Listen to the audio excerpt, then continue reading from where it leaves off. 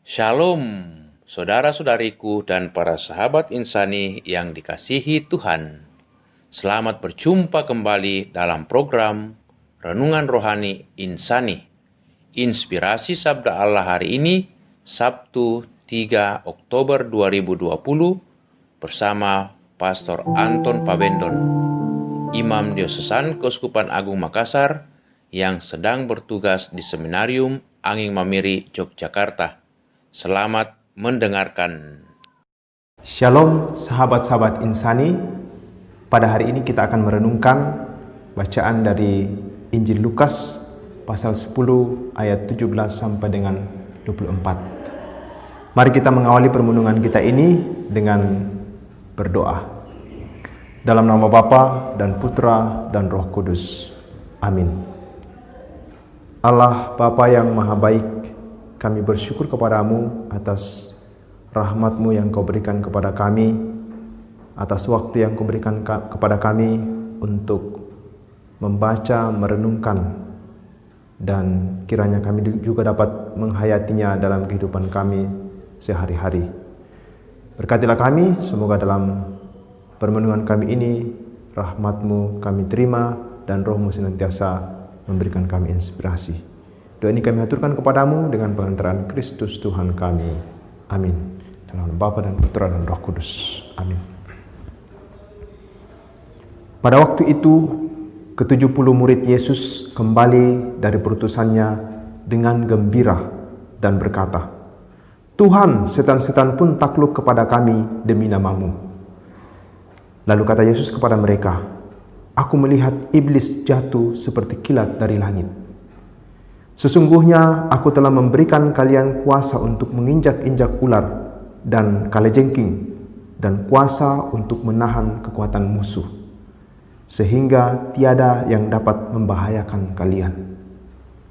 Namun demikian, janganlah bersukacita karena roh-roh itu takluk kepadamu, tetapi bersukacitalah karena namamu terdaftar di surga." Pada waktu itu juga bergembiralah Yesus dalam Roh Kudus dan berkata, "Aku bersyukur kepadamu ya Bapa, Tuhan langit dan bumi, karena semuanya itu Kau sembunyikan bagi orang bijak dan pandai, tetapi Kau nyatakan kepada orang kecil. Ya Bapa, itulah yang berkenan di hatimu. Segala sesuatu telah diserahkan kepadaku oleh Bapakku, dan tiada seorang pun yang tahu siapakah anak selain Bapa, dan siapakah Bapa selain anak, dan orang yang kepadanya anak berkenan menyatakannya." Sesudah itu berpalinglah Yesus kepada para murid dan berkata, "Berbahagialah mata yang melihat apa yang kalian lihat, karena aku berkata kepadamu, banyak nabi dan raja ingin melihat apa yang kalian lihat, tetapi tidak melihatnya, dan ingin mendengar apa yang kalian dengar, tetapi tidak mendengarnya." Demikianlah Injil Tuhan. Terpujilah Kristus. Saudara-saudari,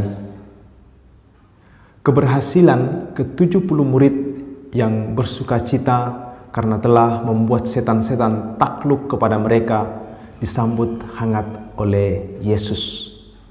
Bahkan Yesus mengafirmasi mereka dengan mengatakan, "Aku melihat iblis jatuh seperti kilat dari langit."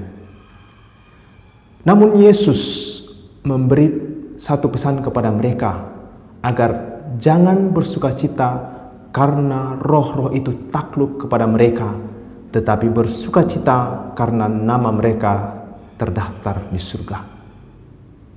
Saya mencoba merefleksikan pesan Yesus kepada para muridnya demikian.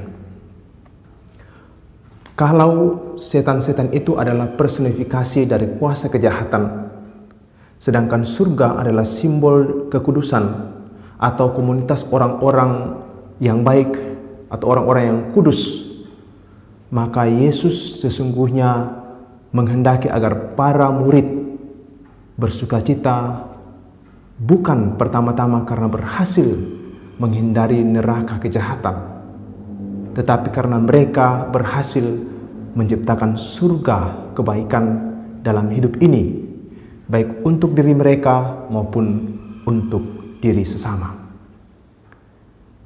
Yesus ingin agar para murid memandang dan mendekati hidup ini secara positif.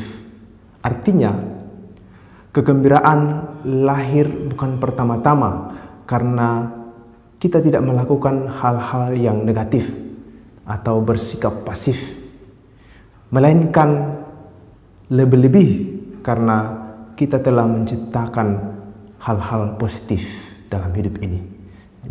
Bersikap positif atau aktif.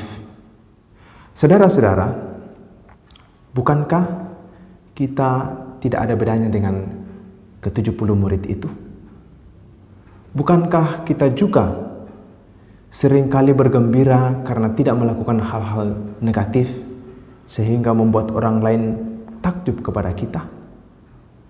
Bukankah kita sering merasa bangga karena kita merasa tidak terlibat dalam kejahatan, ketidakadilan, penganiayaan, narkoba, perzinahan, korupsi, dan berbagai hal negatif lainnya?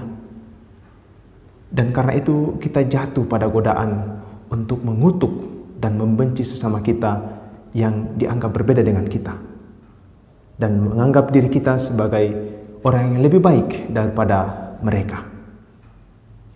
Tetapi sebaliknya, seberapa sering kita berhasil menciptakan surga kebaikan dalam hidup kita? Seberapa sering kita membawa kebahagiaan bagi sesama kita yang bersedih tanpa harus ikut menangis? Seberapa sering kita menciptakan solusi atas masalah yang ada, bukan hanya menghindar dari masalah?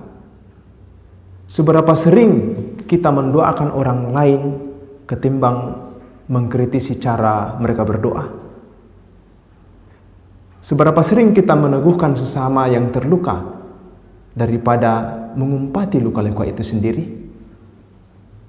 Saudara-saudari, saya teringat pada suatu penggalan tulisan Thomas Merton, seorang penulis, pujangga, dan biarawan terapis dari Amerika. Ia mendefinisikan kekudusan sebagai suatu tindakan aktif, bukan pasif. Sebagai suatu kemampuan mengagumi, bukan dikagumi. Sebagai suatu kemampuan melakukan hal positif, bukan semata menghindari yang negatif. Ia menulis demikian: kekudusan bukanlah karunia yang membuat orang lain kagum, tetapi karunia yang memungkinkan kita untuk mengagumi orang lain. Karunia yang membuat kita mampu dengan jelas melihat kebaikan, bahkan dalam diri penjahat yang paling berbahaya sekalipun. Karunia yang menghindarkan kita untuk menghakimi dan mengutuk orang lain. Karunia yang mengajarkan kita untuk memunculkan kebaikan dalam diri orang lain melalui kasih sayang, belas kasihan, dan pengampunan. Saudara-saudari, akhirnya mari kita belajar pada Yesus yang bersukacita dan bersyukur kepada Bapanya karena perbuatan-perbuatan baik telah ditunjukkan kepada orang kecil.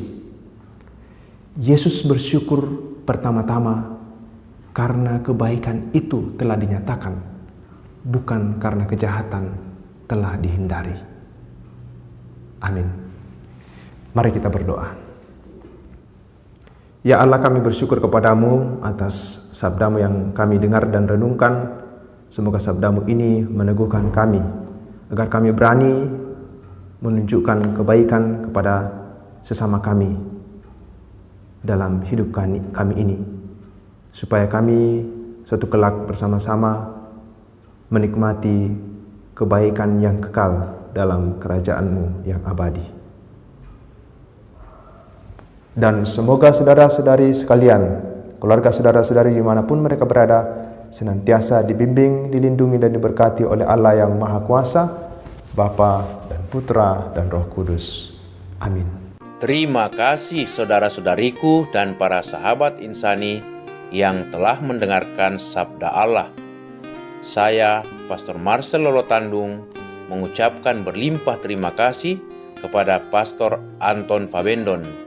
Semoga Pastor bersama dengan rekan-rekan staf imam dan juga para frater serta segenap penghuni Seminarium Angin Mamiri senantiasa diberkati Tuhan dalam setiap aktivitas dan pelayanannya. Amin.